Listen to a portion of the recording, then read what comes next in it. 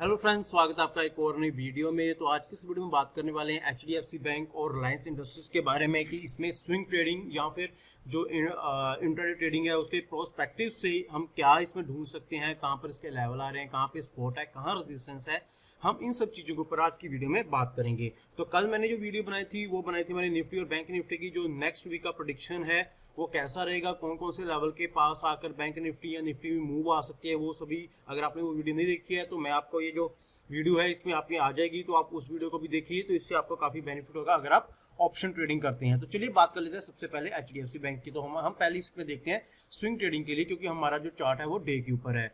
तो देखिए यहाँ पर एक अच्छा सिंपल सा सिनेरियो, ये एक इसकी स्ट्रॉन्ग रेजिस्टेंस था, क्योंकि यहाँ से दो बार यहाँ इसने एक बार रेजिस्टेंस फेस किया है। और इस बार क्या हुआ कि इस टाइम जो यहाँ पर कैंडल बनी है वो एक स्पॉट के, देखिए ये पहले एक रेजिस्टेंस था, अगर आप इसको ध्यान से देखें ये पहले एक रेजिस्टेंस की तरह काम कर रहा था, ठीक है। उसके बाद ये ऊपर गया, फिर दोबारा इसके आसपास इसने सपोर्ट का काम किया, अब दोबारा इसने सपोर्ट का काम किया।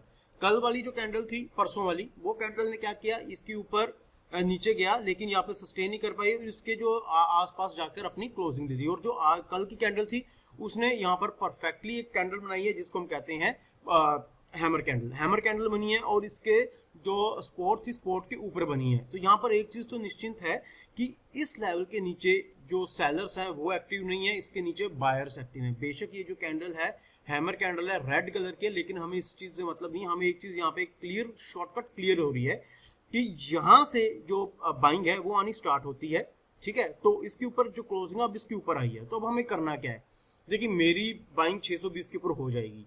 620 के ऊपर मैं बाइंग करूंगा, जो मेरा पहला टारगेट होगा वो होगा मेरा लगभग 1635 का, और उसके बाद जो मेरा टारगेट होगा 1600 से लेकर 16 से 51 से लेकर 1662 के बीच में रेंज है, वहां तक का टारगेट। उसके बाद जो नेक्स्ट टारगेट निकल कर आ रहा है या जो हम कहीं रेजिस्टेंस आ रहा है वो आ रहा है 1685 का, उसके बाद 1699 और 1725 का जो रेजिस्टेंस है वो हमें फेस करने के लिए मिल सकता है। ये तो होगी स्विंग ट्रेडिंग की बात कि कैंडल काफी अच्छी है, यहाँ पर एक भाई बना सकते हैं हमारे यहाँ तक के टारगेट्स के लिए, क्योंकि देखिए टारगेट्स स्विंग ट्रेडिंग में हमेशा लंबे रखते हैं। वो क्यों, क्योंकि इसमें टाइम है वो जो हम ज्यादा लेते हैं, और जो डे फ्रेम होता है वो भी डे के ऊपर होता है। तो एक बार इसको हम 5 मिनट के चार्ट पर इंटरडे प्रोस्पेक्टिव के लिए देखते हैं कि इसमें इस प्रोस्पेक्टिव में क्या हो रहा है। तो देखिए 5 मिनट के कैंडल में सबसे जबरदस्त चीज क्या हो रही है, ये स्ट्रॉन्ग रेजिस्टेंस है। ये जब तक इस लेवल को ये क्लियर नहीं करेगा तब तक इसमें बाइंग नहीं आएगी, यानी कि 1620 जो मैंने उसमें भी बताया आपको स्विंग ट्रेडिंग में भी, तो 1620 के ऊपर इसकी बाइंग होगी। अदरवाइज अगर आपको बिल्कुल सिक्योरली चलना है तो आप अब इसको रेंज बना सकते हैं, क्योंकि 2 रुपए के लिए हम ज्यादा रिस्क नहीं लेंगे, हम इसको एक रेंज बना देते हैं। यानी कि अब हमारी जो इंट्राडे प्रोस्पेक्टिव के लिए जो हमारी बाइंग है वो 1622 के ऊपर होगी। 1622 के ऊपर जाने के बाद हमारा जो पहला टारगेट आएगा वो आएगा लगभग 1626, और 1626 के बाद हमारा टारगेट 1631, और 1631 के बाद जो हमारा नेक्स्ट टारगेट निकल कर आ रहा है 1634 का टारगेट है। देखिए ये एक स्ट्रॉन्ग रेजिस्टेंस है, अगर यहाँ से एक बार मूव हमें काफी अच्छी मिल गई तो यहाँ से काफी फास्ट मूव आएगी, और हो सकता है एक ही दिन में हमारे पास ये सारे जो टारगेट है वो आ जाए, क्योंकि देखिए एक दिन में इसकी 15 से 20 रुपए की तो मूवमेंट होती है। तो अभी इसकी जो क्लोजिंग है वो 1617 के आसपास है, तो 17 दूनी 34, तो 17 मान का जो मूव है हमें आराम से मिल सकता है, लेकिन बस यहाँ पर ये सस्टेन कर जाए, 1622 के ऊपर जाएगा। हम यहाँ पर बाइंग बनाएंगे इंट्राडे प्रोस्पेक्टिव के लिए, पहला टारगेट 1626, 1631 और 1634 का। तो वो आपके रिस्क एंड रिवार्ड के ऊपर डिपेंड करेगा कि आप कहाँ पर प्रॉफिट बुक करना चाहते हैं, आपके पास कितनी क्वांटिटी है, तो आप उसको उस नजरिए से देखिए। तो स्विंग ट्रेडिंग में जो मैंने आपको टारगेट्स बताए हैं वो मैंने ऑलरेडी आपको मेंशन कर दिए हैं कि ये वाले कुछ टारगेट्स हो सकते हैं। और अगर हम बात करें 5 मिनट के चार्ट के ऊपर, तो कुछ आप एचडीएफसी बैंक को कुछ ऐसे प्ले कर सकते हैं। बात कर लेते हैं रिलायंस इंडस्ट्री की। रिलायंस इंडस्ट्री का हम कर लेते हैं डे के ऊपर चार्ट। सबसे पहले स्विंग ट्रेडिंग एनालिसिस करते हैं। स्विंग ट्रेडिंग एनालिसिस अगर हम करें तो यहाँ पर काफी अच्छी मूव है। देखिए स्ट्रॉन्ग स्पॉट और एक रेजिस्टेंस, स्पॉट के पास परसों की कैंडल यहाँ पे बनी, स्पॉट के पास काफी अच्छी कैंडल बनी, और कल की कैंडल ने यहीं से मूव दिया और अगले रेजिस्टेंस के पास जाकर क्लोजिंग दे दी। अब हमें यहाँ पर करना क्या है, देखिए यहाँ पर भी एक रेंज बन चुकी है। अगर मैं यहाँ पर बताऊँ आपको, सॉरी ये नहीं है, मैं आपको अभी यहाँ पर कोई रेंज नहीं बन रही है, क्योंकि इसका जो नेक्स्ट लेवल आ रहा है वो आ रहा है 34 का, ठीक है। तो अभी हम क्या करेंगे, तो हमारा इसके लिए जो फर्स्ट टारगेट आना चाहिए 2532, उसके बाद हमारा टारगेट 2558, और 2558 के बाद हमारा जो नेक्स्ट टारगेट आ रहा है वो 2606 का टारगेट है। 2600 एक साइकोलॉजिकल लेवल है, तो यहाँ पर इसके आसपास जाकर आप प्रॉफिट बुक कर सकते हैं।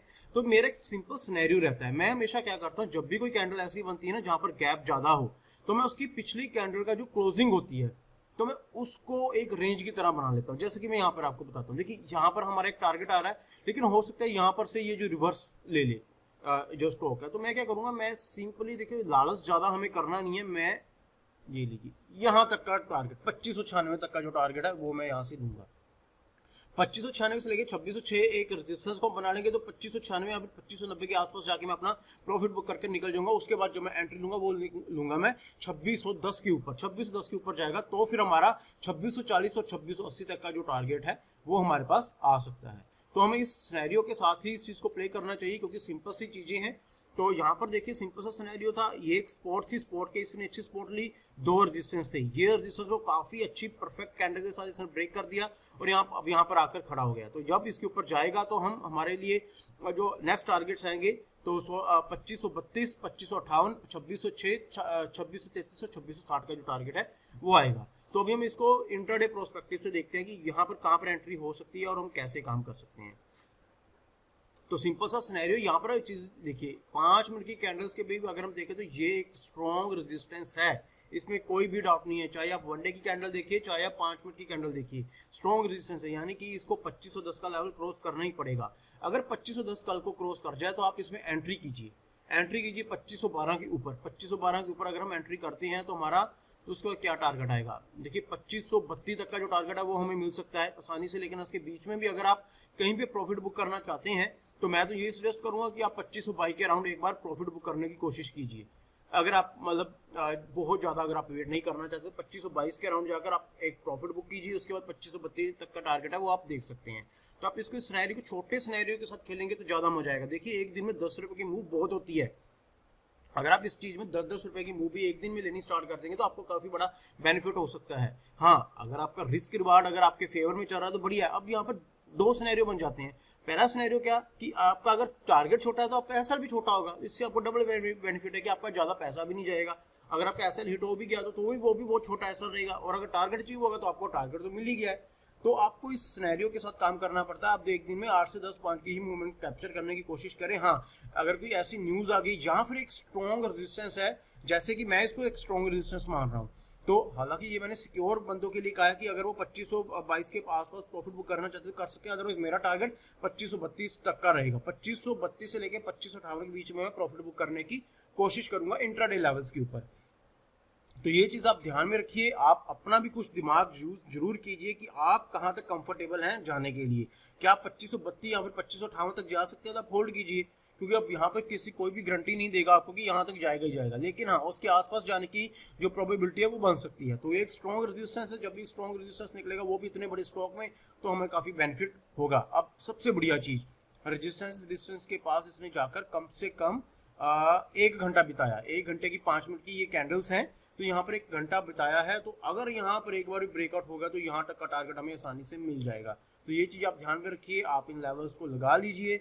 और डे के ऊपर मैंने आपको बता दिया है स्विंग ट्रेडिंग में क्या क्या टारगेट्स हमारे आ सकते हैं, तो उन चीज़ों को फॉलो कीजिए, खुद भी रिसर्च कीजिए और आप जो प्रॉफिट है वो जरूर बना पाएंगे। यही मैं ऐसी कामना करता हूँ। तो आई होप दोस्तों आज की वीडियो आपको पसंद आई होगी। अगर आपको वीडियो पसंद आए तो मेरे चैनल को जरूर सब्सक्राइब कीजिए, वीडियोस को कमेंट लाइक शेयर जरूर किया कीजिए, जिससे मुझे थोड़ा मोटिवेशन मिलता रहता है और आने वाले टाइम में मैं आपके लिए और भी अच्छी वीडियोस लेकर आता रहूँगा। तो चलिए दोस्तों, मिलते हैं हम अगली वीडियो में।